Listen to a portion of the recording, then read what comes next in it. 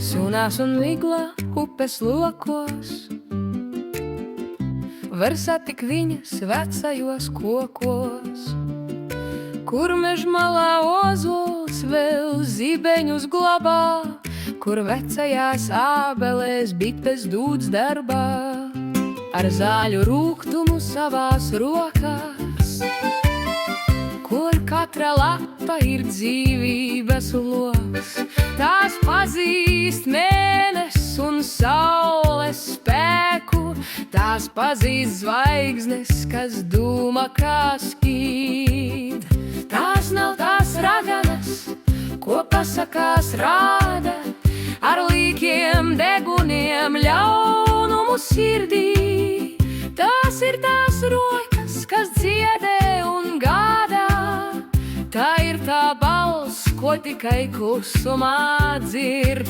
Tās ir mūsu mātes, vecmātes un māsas, tās zina, kad būs lietus un kad būs sauls, kam sākums ir tur, kur nav saskatāms gals.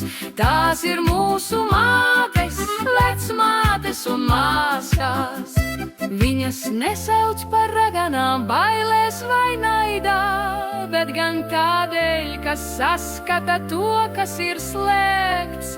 Pie viņu durvīm pat vētra gaida, līdz rituāla aplis būs klusumā beigts. Tās nevaras ļauni, tās tikai sargā to līdzsvaru trauslo starp gaismu un tumsu, kad pasaule sals savā skrējienā bardā.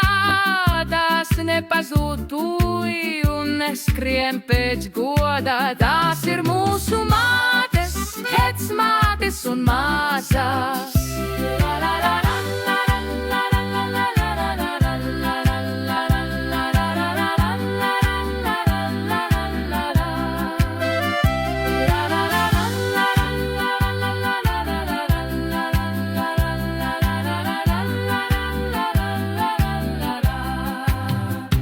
Viņas liek kopā to, kas ir saplīsis, gan sirdis, gan likteņus, gan sūros prātus, kad pasaulei liekas, ka viss jau ir apcisis. Viņas no jauna ver viedumā vārdu.